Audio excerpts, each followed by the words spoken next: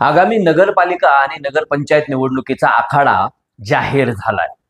2 डिसेंबरला मतदान आणि 3 डिसेंबरला निकाल लागणार आहेत. बीड जिल्ह्यात काय परिस्थिती असणार आहे तुम्हाला माहिती आहे का?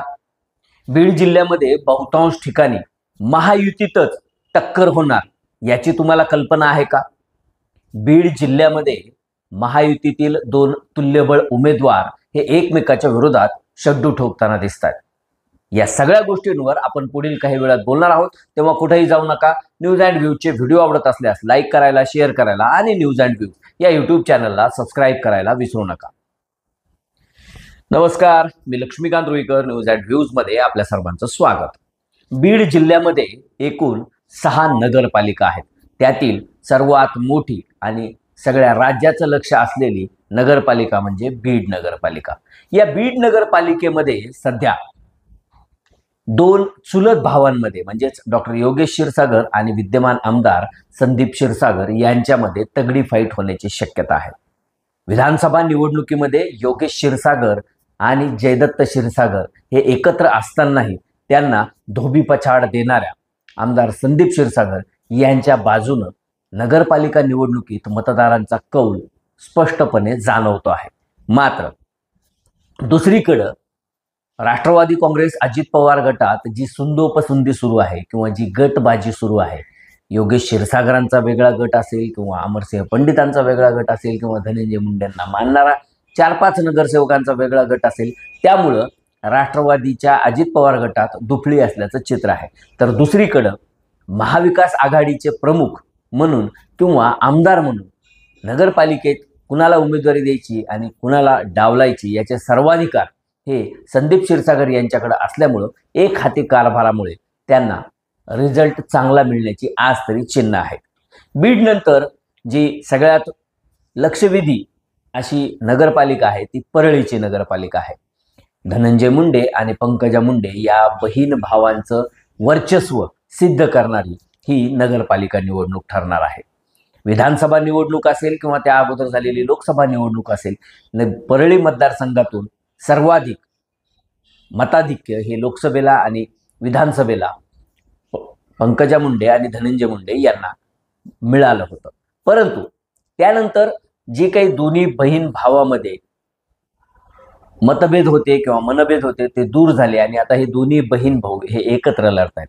या निवडणुकीमध्ये धनंजय मुंडेंनी संपूर्ण यंत्रणा आपल्या हातात घेतल्याचं चित्र आहे आणि त्या माध्यमातून ते उमेदवार देखील फायनल करतायत. अशा वेळी समोरून राष्ट्रवादी काँग्रेस, शरद पवार गटाकडून किंवा महाविकास आघाडीकडून फारशा हालचाली होताना दिसत नाहीयेत.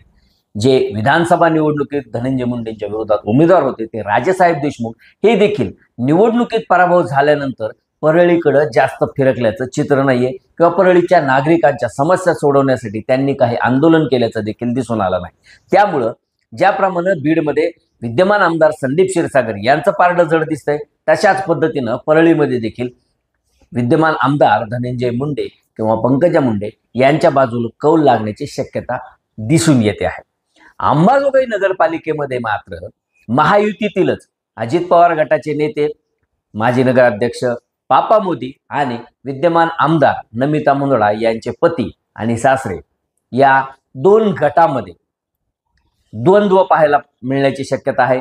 अक्षय मुंदडा यांनी देखील नगराध्यक्ष पदासाठी आपल्या बाजूने पूर्णपणे ताकद लावलेली दिसून येते आणि दुसरीकडे पापा मोदी हे देखील माणूस आपला असं म्हणत मतदारांच्या समोर पुन्हा एकदा मताचं दान मागण्यासाठी जाण्याची शक्यता आज तरी दिसून येते. त्यामुळं महायुतीमधीलच अजित पवार गट आणि भारतीय जनता पक्ष असा सामना इथं रंगण्याची शक्यता आहे. विद्यमान आमदार नमिता मुंदडा यांनी शहराच्या विकासासाठी ज्या काही योजना आणल्या किंवा यासाठी रुग्णालयाच्या एक्सपान्शनसाठी त्यांनी ज्या पद्धतीनं पाठपुरावा केलाय ते पाहता यावेळी अंबाजोगाईचा मतदार हा त्यांच्या बाजूने उभा राहणार की पुन्हा एकदा पापा मोदी यांच्याच बाजूनं आपला कौल देणार हे येणारा काळच ठरवणार आहे. याचप्रमाणे माजलगाव नगरपालिकेत देखील राष्ट्रवादी काँग्रेस अजित पवार गटाचे विद्यमान आमदार प्रकाश सोळंके आणि भारतीय जनता पक्ष यांच्यामध्ये तसेच शिवसेना शिंदे गट यांच्यामध्ये त्रिकोणी लढत होण्याची शक्यता आहे. या ठिकाणी गेल्या 5 निवडणुकांचा म्हणजे 5 टर्मच्या विधानसभा निवडणुकांचा जर का विचार केला तर प्रकाश सोळुंके यांच्या ताब्यात एकदाही त्यांना नगरपालिका आणता आलेली नाही. अशोक तिडके असतील किंवा डॉक्टर प्रकाश आनंदगावकर असतील किंवा सहाल चाऊस असतील, हे भारतीय जनता पक्ष, महायुती किंवा आघाडी करून नगराध्यक्ष पदाची निवडणूक लढवून विजयी झाल्याचं आजपर्यंत चित्र आहे.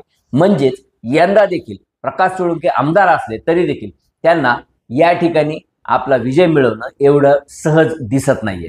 या ठिकाणी राष्ट्रवादी काँग्रेस, शरद पवार गटाचे मोहन जगताप यांचं देखील बऱ्या प्रमाणात वर्चस्व आहे. त्यामुळं शहरावर नेमकं कुणाचं राज्य असणार हे काही काळात स्पष्ट होणार आहे. धारूर नगरपालिकेत देखील भारतीय जनता पक्षाचे डॉक्टर स्वरूपसिंह हजारे विरुद्ध राष्ट्रवादी काँग्रेस, अजित पवार गटाचे नेते यांच्यामध्ये लढाई होणार हे स्पष्ट आहे. या ठिकाणी प्रकाश सोळुंके हे लक्ष घालतील. त्याचप्रमाणे मोहन जगताप यांचा देखील या ठिकाणी मानणारा वर्ग आहे. रमेश आडसकर यांना मानणारा देखील धारूरमध्ये मोठ्या प्रमाणात वर्ग आहे. पण अजित पवार गट विरुद्ध भारतीय जनता पक्ष म्हणजे महायुतीमध्येच या ठिकाणी तुल्यबळ लढत होण्याची शक्यता आज तरी दिसून येते. सगळ्यात महत्त्वाची लढाई ही गेवराईमध्ये होणार असं दिसून येते. काका विरुद्ध पुतण्या असाच म्हणजेच बदामराव पंडित विरुद्ध विजयसिंह पंडित असाच सामना या ठिकाणी पुन्हा एकदा पाहायला मिळण्याची शक्यता आहे. त्याचबरोबर विजयसिंह पंडित हे अजित पवार गटाचे नेते आहेत किंवा अजित पवार गटातून ते आमदार झालेले आहेत. तर भारतीय जनता पक्षाकडून बाळराजे पवार आणि बदामराव पंडित यांच्या हातात सगळी सूत्र दिलेली आहेत. बदामराव पंडितांचा प्रवेश हा पंकजा मुंडे यांच्या उपस्थितीत काही दिवसांपूर्वीच झालाय आणि त्यामुळं या ठिकाणी पंडितांना, विशेषतः अमरसिंह पंडित आणि विजयसिंह पंडित यांना नामोहरम करण्यासाठी पवार आणि बदामराव पंडित यांना एकत्र आणल्याची चर्चा आहे. आजपर्यंत म्हणजे गेल्या 2 टर्मच्या नगरपालिकेच्या निवडणुकीचा जर का इतिहास पाहिला तर पवार कुटुंबाला नगरपालिकेत सत्ता मिळवण्यापासून कुणीही रोखू शकलेलं नाही. अमरसिंह पंडित असतील किंवा बदामराव पंडित असतील यांनी जंग पछाडलं, पण त्या ठिकाणी नगरपालिकेवर त्यांना सत्ता मिळवता आलेली नाही. अशा परिस्थितीमध्ये आता बाळराजे पवार आणि बदामराव पंडित यांची ताकद एकत्र झालेली आहे.